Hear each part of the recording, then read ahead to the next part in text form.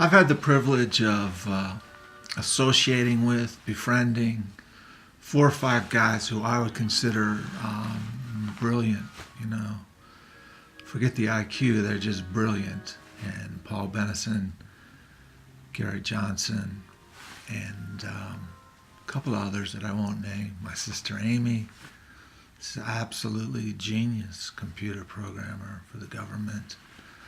Robbie, Matt, I've just been so blessed to have all these people in my lives, and I'm definitely going to get closer as I move closer to normalcy in this whole disability.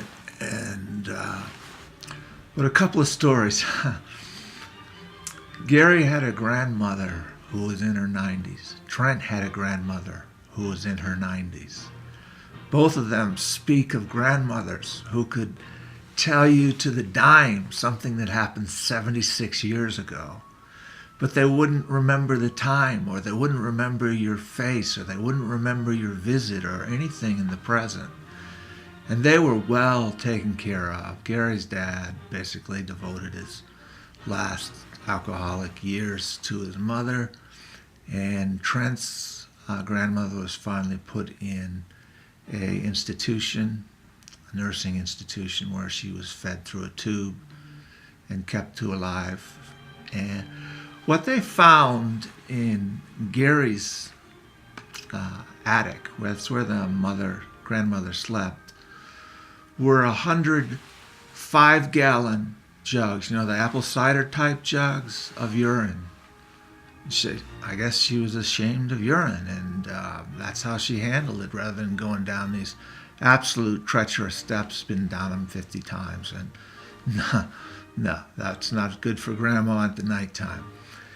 And another one of my friends' parents, who supposedly had beaten alcoholism, they found 120 quart bottles of vodka when she died.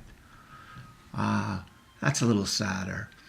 But I want to focus more on Gary and how his father's alcoholism affected him. He's been in therapy for a while. He's raised 2 great boys, been in the same marriage for 20-some years, works his ass off, one of the hardest workers. In high school, he wanted to play lacrosse, but he couldn't give up his Walgreens job or Wall whatever, his drugstore job. So he would just go to the games and work stocking shelves at 16 years old. Unbelievable. Billy Weston, too, 25 years in the inner city, and now he has a pension of, whatever, $1,000 a month.